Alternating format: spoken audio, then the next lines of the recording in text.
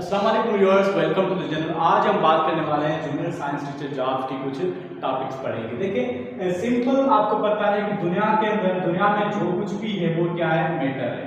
Matter is anything which occupy space is called matter. Anything which occupy space and has मास, इसको क्या कहेंगे, matter. दुनिया में हर चीज उसको मैटर कहते हैं। अब मैटर का सबसे छोटी चीज कौन सी होती है जिसका बना होता है, वो एटम। अब एटम जो है, एटम जो है स्मॉलेस्ट पार्टिकल ऑफ मैटर या स्मॉलेस्ट पार्टिकल ऑफ एलिमेंट। अब एटम की स्ट्रक्चर जब देखें तो उसके अंदर दो चीजें होती हैं। एक होता है न्यूक्लियस, दूसरा होता है ये शेल, दूसरा होता है शेल। अब एटम के अंदर भी क्या छोटी चीजें होती हैं या नहीं? एटम किसी चीज का बना होता है या नहीं? हाँ, बिल्कुल बना होता है। एटम बना होता है एटम से छोटी चीजों का, जिसको कहते हैं सब एटॉमिक पार्टिकल्स। सब एटॉमिक पार्टिकल्स वो कौन से हैं सब एटॉमिक पार्टिकल? वो है प्रोटॉन, न्यूट्रॉन एंड इलेक्ट्रॉन। अब इनकी लोकेशन और इनके ऊपर जो चार्ज है वो याद करना जरूरी है। देखो प्रोटॉन पी से आ रहा है, प्रोटॉन का जो है ये पॉजिटिव चार्ज होती है। क्या चार्ज होती है? Positive charge. न्यूट्रॉन पे जो है नो एनी चार्ज, इस पे कोई चार्ज नहीं है, तो उसको कहते हैं न्यूट्रल। क्या होता है? न्यूट्रल, जिस पे कोई चार्ज नहीं हो।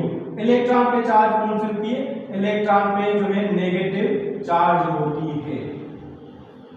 ठीक है, प्रोटॉन, न्यूट्रॉन और इलेक्ट्रॉन ये होता है। अच्छा, अब जो है कहां पे पाए जाते हैं? प्रोटॉन जो है सेंटर में पाया जाता है, जिसको न्यूक्लियस कहते हैं।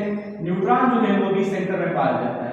इलेक्ट्रॉन जो है शेल में होते हैं, इलेक्ट्रॉन रिवॉल्व कर रहे होते हैं। अब सवाल पैदा होता है कि शेल क्या एक होता है, एक से ज्यादा होते हैं? देखो शेल जो है एक से ज्यादा भी हो सकते हैं। ठीक है, शेल से एक से ज्यादा भी हो सकते हैं।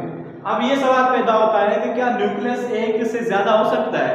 नहीं, क्योंकि न्यूक्लियस का मकसद ये होता है कि मरकज हमेशा एक होता है। मरकज जो हेड ऑफिस होती है वो एक होती है, एक से ज्यादा कभी नहीं हो सकती।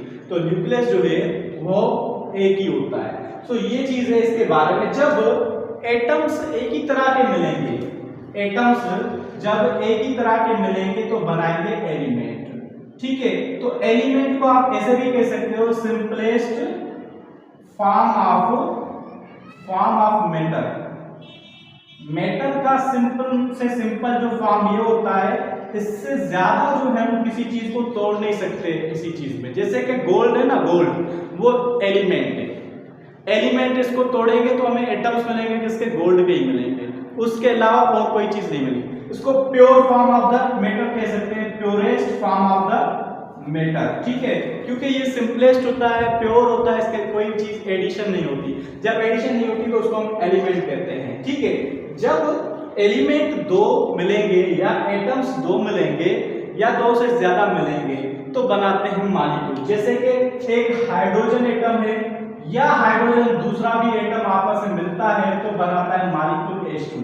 ठीक है, अगर दो डिफरेंट मिलते हैं, एक हाइड्रोजन है, दो हाइड्रोजन है, एक ऑक्सीजन है, जब मिलेंगे तो H2O बनाएंगे, ये भी क्या बन जाएगा, मॉलिक्यूल बन जाएगा।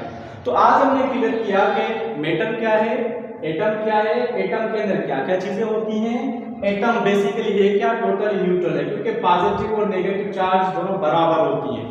ये भी चीज याद रखना, तकरीबन बराबर होती है। ठीक है, अगले लेक्चर में पढ़ेंगे कि एटॉमिक नंबर क्या है, उसको डिनोट किस चीज से करते हैं, और एटॉमिक मास नंबर क्या होता है, उसको डिनोट किससे करते हैं, एलिमेंट के सिंबल्स क्या होते हैं। ये ऑलरेडी मैंने शॉर्ट्स में कर लिए हैं, वो आप देखिएगा। चैनल को सब्सक्राइब कीजिएगा, आपको रोज अपडेट्स मिलती है तैयारी की, इंशाल्लाह आपको फायदा मिलेगा। बहुत शुक्रिया।